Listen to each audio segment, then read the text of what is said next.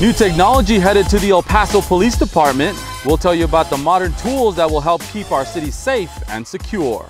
Hello El Paso, I'm Ricky Saillas for Your City in 5. Body cameras and drones, it's modern technology that's shaping the future of law enforcement here in our community. The police department recently received a grant to buy body cameras. Mayor and council announced the good news not too long ago. The Endeavor Corporation, the Cardwell Foundation, and the El Paso Community Foundation provided a $100,000 grant to purchase 30 cameras. DW Task Force officers and the Crisis Intervention Team will use those cameras. City Representative Henry Rivera, who was behind securing the grant, and Police Chief Greg Allen say it's another tool to protect officers. I felt body cameras were necessary in the fact that it details more interaction between the public and the police officers, creating more transparency. It will help allegations against the officers and the public all of a sudden now have more scrutiny to it. The police department has to create a set of policies and procedures before using the cameras. The cameras may not be available until the end of the year.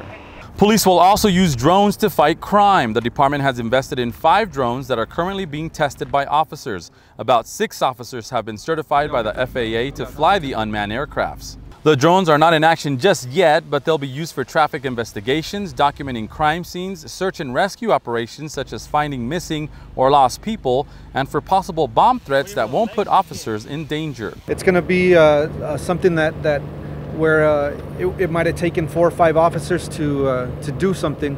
Now this can actually go up in the air and do something and never put an officer or a civilian in harm. The drones are fully equipped with cameras that can fly a significant distance. They won't be available to use until testing and certification is complete. Well, and you can learn more about the El Paso Police Department and meet the people behind the badge during the Day with Your El Paso Police Department community event. Find out what officers are doing to keep our city safe and all the programs and resources available to residents. Officers who have been featured in the reality TV show Live PD will also be on hand. A Day with Your Police Department officer is Saturday, August 25th from 9 a.m. to 3 p.m. at the El Paso Police Academy on Scenic Drive. The free event is designed to enrich the relationship between the public and police. In other happenings, more buzz coming out of downtown with the opening of the Courtyard Marriott on Santa Fe Street. The city's newest hotel opened earlier this month. The 9th-story hotel adds to the downtown skyline. It has 151 rooms with a penthouse, an eye-opening lobby, and parking. The city of El Paso provided incentives for the hotel that was built from the ground up. It's one of several hotels to open this year in the heart of the city. It's also part of the city's bigger vision to add more hotel rooms in downtown to attract more conventions and boost El Paso's economy. Well, another downtown attraction will be the El Paso Streetcar. Sun Metro has been testing the vehicles for a few months at night. Now, streetcar operators will start testing the cars during the day. The public still can't ride them. That may not happen until November, but if you see them coming, make sure to wave at the drivers. And the city continues to push forward with its commitment to improve El Paso's quality of place. The Boys Club Park in the Segundo Barrio has been enhanced. Work crews gutted part of the small park and added 2 futsal courts. Here's what the park looked like before, and here's what it looks like now. The park is on South Florence near the Armijo Rec Center. Community Development Block Grant funds paid for those courts. Now, in case you don't know, futsal is soccer played with 5 players on a smaller field. Okay, here's a scenario. You're walking outdoors on a trail or just hanging out at a city park and you run into a snake. What do? Well, the El Paso Animal Services Department responds to snake calls at least once a week, especially during the summer. The department, along with the El Paso Zoo, have these suggestions to keep in mind if a snake ever crosses your path.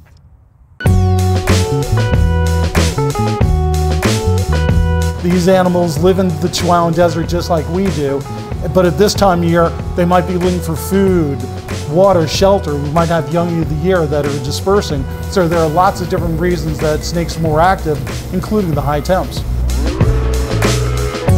Well, we need to keep in mind we do live in the Southwest, and right now with the triple digits among us, the snakes are coming out to look for some water, some food, and we just need to learn to coincide with them.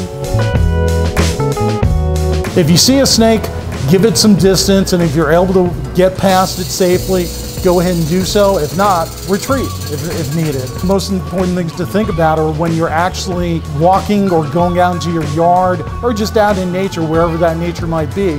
Just be aware of what's going on. You know, take a look around so that you see what's there. If you're putting pets out in your yard, you know, go out and take a look before you do it. You might want to do that before you put your kids out as well.